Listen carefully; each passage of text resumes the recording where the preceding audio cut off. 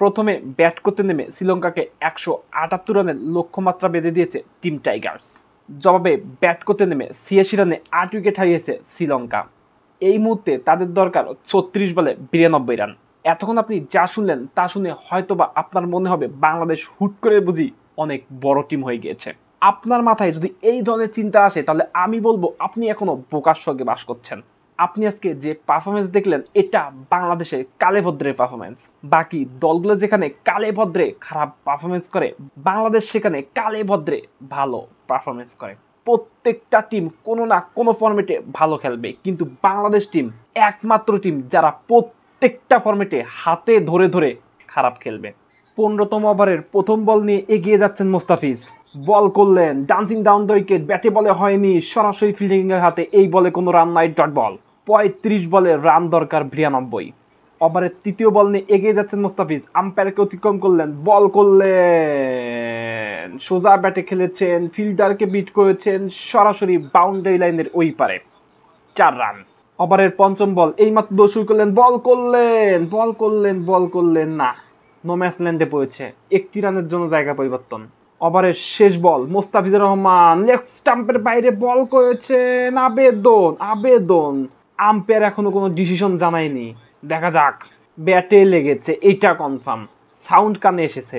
হ্যাঁ, কিপারের গ্লাভসে এক্ষেত্রে batsman out হয়ে যাবে, 9ম উইকেটের পতন এবং আউট। সেই সাথে সাথে 9ম উইকেটের পতন।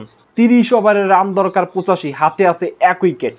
রিশাদ হোসেন ওভারের দ্বিতীয় বল করলেন, সোজা ব্যাটে খেলেছিলেন, বল মিস হয়েছিল এবং স্টাম্প থ্রো হয়েছে। আম্পায়ার থার্ড আম্পায়ারকে কল করেছে, বল মিস করেছে, কিপার বল ধরেছে, স্টাম্প থ্রো করেছে, ততক্ষণে পা মাটির উপরে।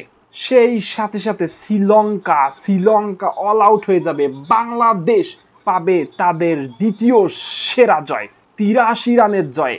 আপনি এই জয় শুনলে মনে করবেন বাংলাদেশ কি না কি পারফরমেন্স করেছে, কিন্তু আদতে সত্যি হলো বাংলাদেশের এই পারফরমেন্স কালে ভদ্রে আপনার চোখে পড়বে। প্রতিনিয়ত যে পারফরমেন্স সেটা খুবই হতাশাজনক এবং আমরা তা দেখে খুবই হতাশাগ্রস্ত। এই পারফরমেন্স দেখে আমি মোটেও বাংলাদেশ দলকে প্রশংসায় ভাসাবো না, কারণ আমার টেস্ট সিরিজের কথা মনে আছে, ওডিআই সিরিজের কথাও মনে আছে, এবং কি লাস্ট টি20তে তারা কি পারফরমেন্স করেছে সেটাও আমার মনে আছে। আজকে যা হয়েছে, ঝড়ে বক মরেছে, টাইগারদের কেরামতি বেড়েছে। একজন বাংলাদেশি ক্রিকেট ফ্যান হিসেবে টাইগারদের এই পারফরমেন্স আমি রোজ ম্যাচে দেখতে চাই। আমি জানি আমার এই স্বপ্ন আদতে কখনো পূরণ হবে না।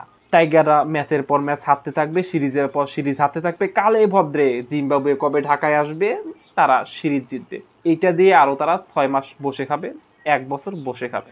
তবে এই জয়কেও ছোট করে দেখার কোনো জো নাই। শ্রীলঙ্কার মাটিতে শ্রীলঙ্কাকে 94 রানে অল আউট করা, আপনি পুরো ম্যাচটা ডোমিনেট করে জিতেছেন, তাও আবার 83 রানের বিশাল জয়।